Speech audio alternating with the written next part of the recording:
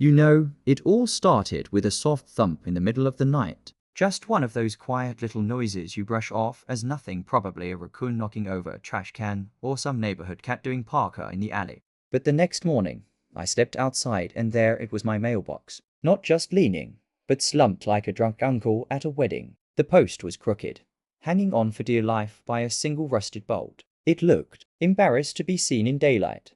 Odd, I thought. Maybe the delivery guy got a little too close, or a neighbor's teen clipped it pulling out of the driveway. I fixed it up, hammered it back into place, straightened it with care and moved on.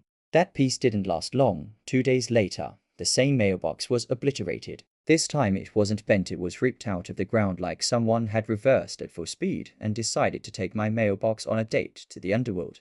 Now, this wasn't just an oopsie. This was personal. Welcome to the Comeback Stories, your favorite channel for top-tier HOA drama, passive-aggressive neighbor feuds, and suburban vengeance sagas that'll have you gripping your lawn chair.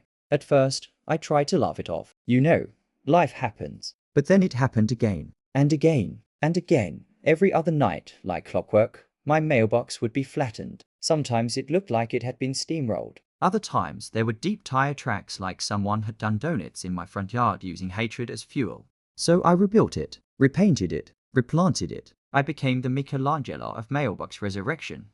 But no matter how many times I fixed it, within 48 hours, boom, it was toast again. That's when I knew. This wasn't chance. This wasn't wildlife. This was war. I even tried staying up with a flashlight and a bag of jerky, imagining myself as some kind of raccoon hunting vigilante.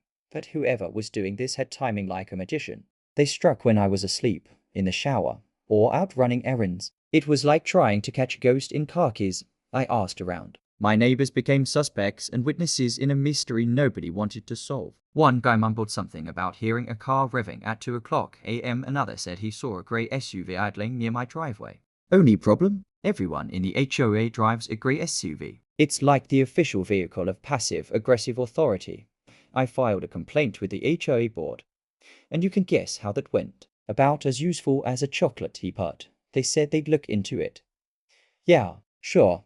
Clipboard in hand, I stormed into the HOA office, photos stapled like I was presenting a case to the FBI. Sitting behind the desk like a suburban Sauron was none other than Karen, the Queen of Beige, the Empress of Compliance, the tyrant of trash bin ticketing. Her smile, too wide, too sharp, like a snake trying to sell me siding. I said, "Someone's been running over my mailbox 4 times now." She blinked like I just introduced her to the concept of gravity. "Oh, your mailbox," she said, like mail was a myth she read about once in a magazine. "Yes, the one directly in front of my home. The one that keeps getting turned into metal spaghetti." She glanced at my photos, smirked, and suggested, "Wait for it, the wind might be doing it." I looked at her like she'd just accused the Tooth Fairy of vandalism. Then came the real kicker.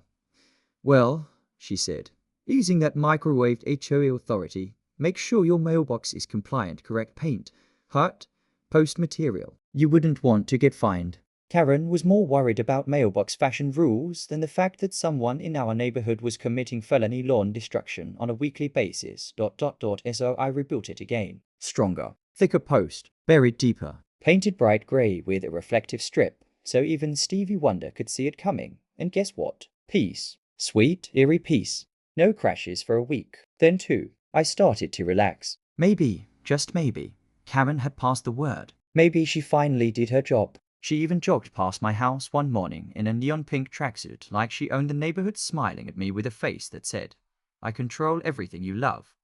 I gave her a nod. She smiled. Then came Sunday morning. Coffee in hand, socks on, so calm. I spotted her grey SUV slowing down in front of my yard like a lion sizing up a gazelle. My heart dropped. She looked around, tapped the gas, and bam, she deliberately floored it into my mailbox. The thing folded like origami under a steel boot. And just to add insult to injury, she backed over it again. Double tap. She parked, casual, got out of the car like she just finished brunch at the golf club. I ran outside, still holding my coffee mug. "Karen, what the hell?" She blinked. "Oh, that? I didn't see it.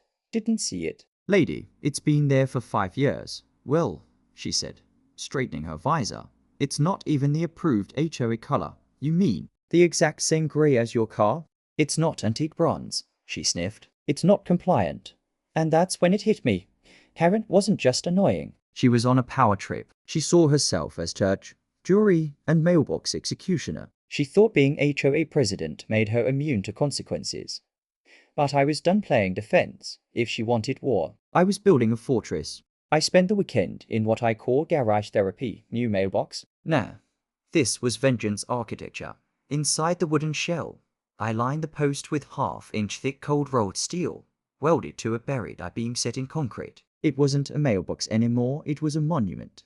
I painted it the exact same shade of grey just to twist the knife and mounted a fake squirrel on top. Because if you're going to trap a Karen, make it festive. And oh yes, camera installed. Motion sensor. Night vision. The works. 2 days later, I sat at my window again. Coffee. Slippers. Game face. Like clockwork. Karen's grey SUV crept down the street.